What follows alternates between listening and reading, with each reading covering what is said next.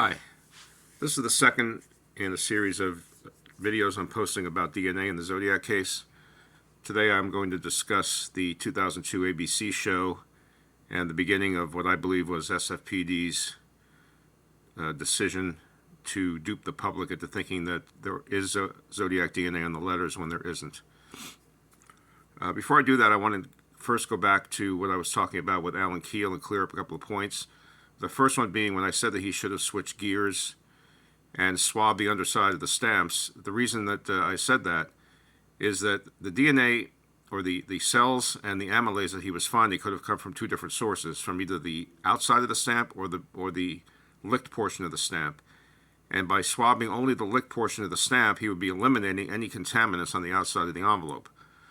So that's why I felt that he should have switched gears and looked for only saliva and cells that were on the underside of the stamp, which the person would have licked.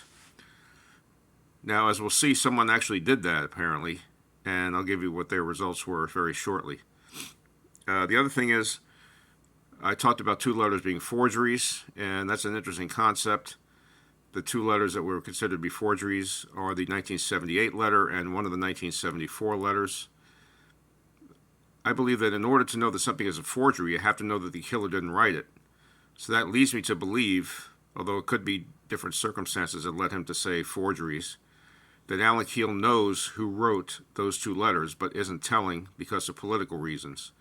And that's certainly possible, given how political SFPD is, based on all of their behavior since the 1960s. So the term forgery, I believe, can only be used if you know who the forger was, because you have to know that those weren't just two letters that Zodiac happened to lick, and that that's actually his DNA on the stamps or the envelopes. So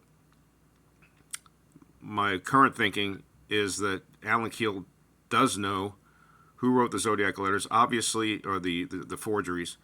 Obviously, the name Dave Toschi has come up many times, and interestingly enough, the second forgery that was discussed back in the 1970s, the second possible forgery, aside from the 1978 letter, was the 1974 Exorcist letter, which is the same one I've zeroed in on because of the possibility that it was the only 1974 letter that had been analyzed for DNA or analyzed for cells and amylase by Alan Kjell before he left the lab.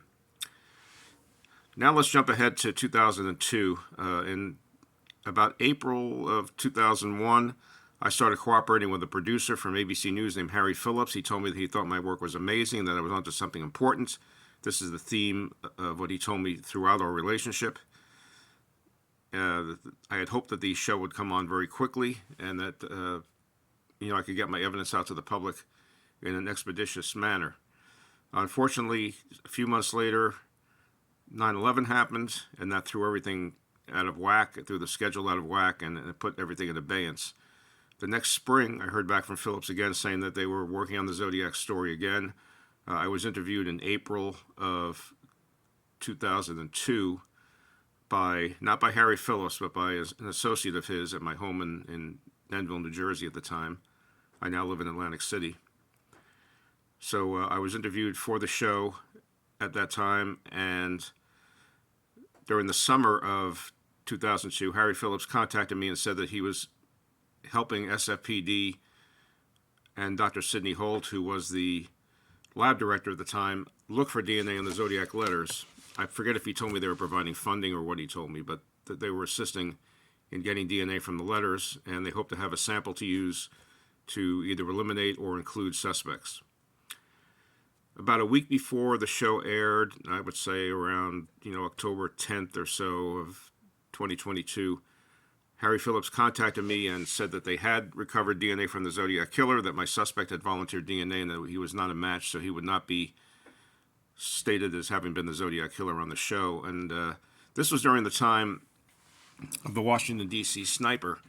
And Mr. Phillips told me that if the D.C. sniper committed the crime when they were airing the show, which he told me would be the next Thursday, October 17th, that I would be excluded from the show in order to accommodate the time allotted to the Washington, D.C. sniper. So I went from being onto something important and incredible and miraculous to being basically thrown by the wayside by this DNA. So the ABC show aired. My segment was on, and they had John Quinones come in with some results that were apparently not known to Sidney Holt. In other words, SFPD did not collect the DNA from my suspect. ABC did. I'm sure they did it under some kind of contractual agreement that it would be destroyed after the comparison on the show. And they compared that DNA to the DNA that Sidney Holt had apparently recovered, and they said he didn't match, and so he wasn't even close, according to Sidney Holt. So that was that.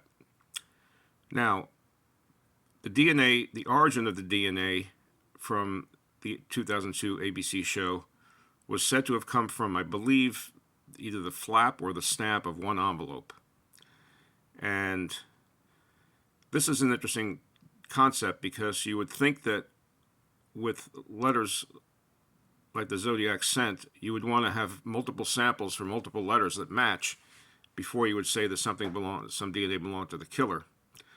I also heard through a very reliable source named Ray Nixon, who had no interest whatsoever in my research because he believes that Arthur Lee Allen was the Zodiac killer, or at least he did believe back in 2002, that Sidney Holt had actually reproduced the results that Alan Keel got and confirmed that there was essentially no saliva and no cells on the Zodiac letters. And because of that, she went so far as to use the technique that I discussed before of swabbing the underside of the stamps and envelopes, the envelope flaps, and she was not able to recover any DNA.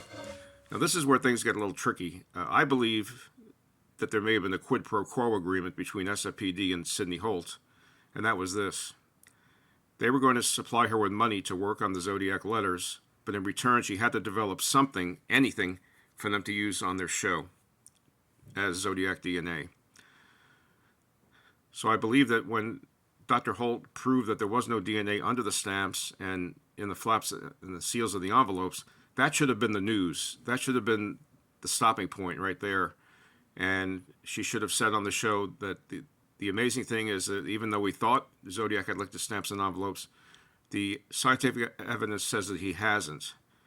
And that would have been it. That would have been big news, because then we'd know that DNA cannot be relied upon to solve the case, at least DNA coming from the letters. But that's not what happened. What I believe happened is that Sidney Holt decided to commit an egregious sin by doing pseudoscience, non-scientific techniques, and swabbing just the outside of a stamp, a single stamp, and getting DNA and calling that Zodiac DNA. Now, this was an egregious error, and it should never have happened. And of course, at the time of the ABC show, we weren't made aware of this. We weren't made aware of Alan Keel's work, which was the backdrop for doing this, where the lab already knew that Zodiac hadn't licked the stamps and envelopes. And then this DNA was allowed to be used on the ABC show to eliminate 3 suspects, including my own. And of course, that put a dagger through the heart of my research for many years until I was able to rally and prove some different things about this DNA, and that it wasn't as valid as it seemed to be.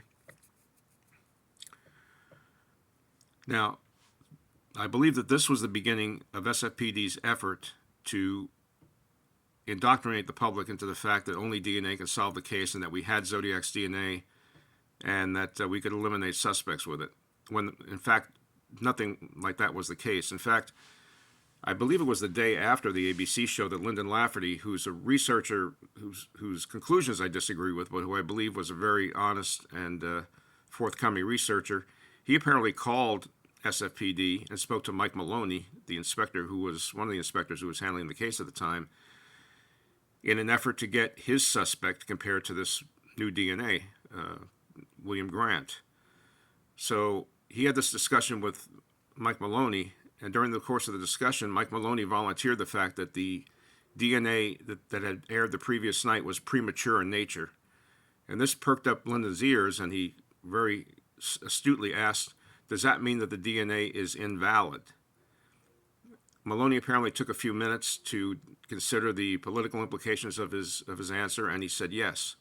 So here we are, just a day after this DNA in the ABC show was used to eliminate my suspect, quote-unquote eliminate my suspect and two others. Here we had SFPD saying that the DNA was invalid. Well, we had no idea why that would be, and I certainly didn't know about this. Lyndon didn't tell me about his conversation. I didn't know about it until I read his book in 2012 that he had even had this conversation. What I was wrestling with eventually is who was it that was duping the public here? It was either ABC News or SFPD. And for a long time I thought it was ABC News, in order to get ratings, that they had ginned up this DNA and that they didn't care what happened to me in the show, and that they're the ones who had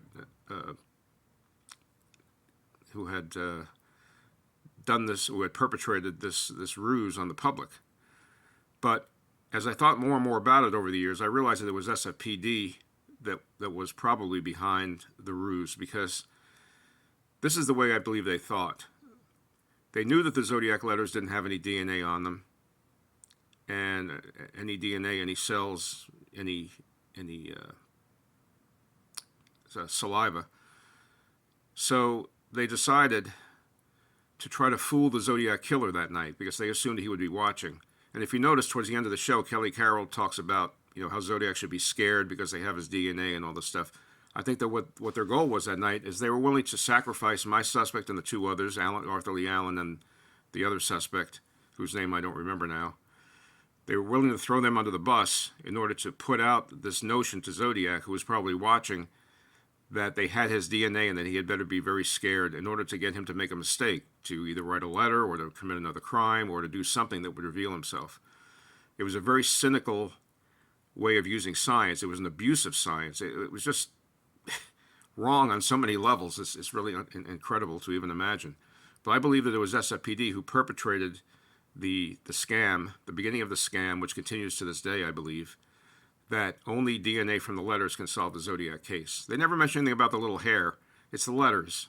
The letters have the DNA, and they will solve the case. Now, back in 1998, prior to the advent of polymerase chain reaction in San Francisco's lab, which essentially allows you to magnify the amount of DNA that you have so that it's actually readable by a machine, Alan Kjell was able to recover DNA, according to him, from one of the 1974 letters and the 1978 letter.